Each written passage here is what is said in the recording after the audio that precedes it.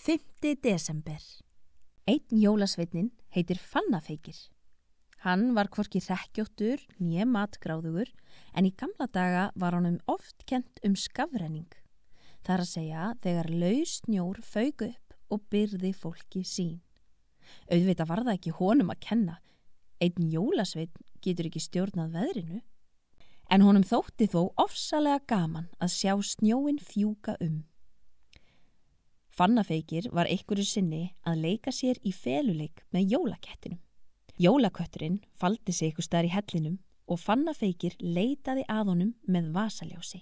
En leið og vasaljósið skein á augun í jólakettinum, þá lýstust þau upp eins og endurskinsmerki og jólakötturinn var fundinn.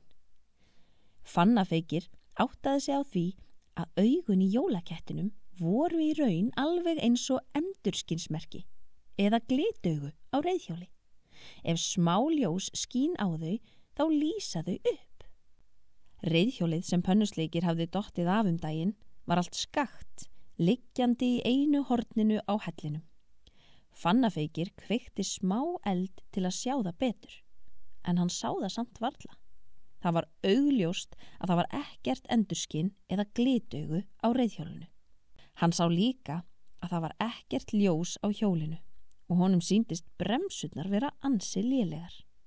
Það var kannski ekkit skrítið að Pönnusleikir hafi dottið af hjólinu ef hann sá ekki fram fyrir sig og gat ekki bremsað með góðu móti.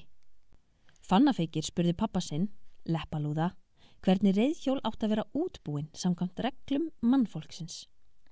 Leppalúði var með það alveg á hreinu, en það var hann alltaf að spá í öryggismál. Þegar maður pabbi 78 prakkara, þá eins gott að vita hvernig á að passa að þeir fari sér ekki á voða. Hjólin eiga að vera með bremsum að framan og aftan og þau eiga að vera með bjöllu. Þau skulu vera með endurskinn eða glitugu framan og aftan á hjólinu, í teinunum og á fótstigum. Ef ætlunin að hjóla í rökkri eða myrkri þurfa hjólin að vera með ljósað framan og aftan, sagði Leppalúði. Fannafeikir sá að hjólið hans Pönnusleikis var greinilega ekki útbúið eins og það átti að vera og skoðaði því önnur hjól jólasveina og trölla. Þau voru misvel búin, sum með ljós og sum ekki, sum með endurskinni og sum ekki. Eitt hjól var reyndar umvafið jólaserju, en það dugar auðvitað ekki.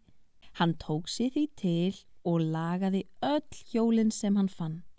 Fór yfir bremsurnar, setti glitaugu og endurskinn á þau sem það vantaði og setti ljós á þau hjól sem voru ljóslaus.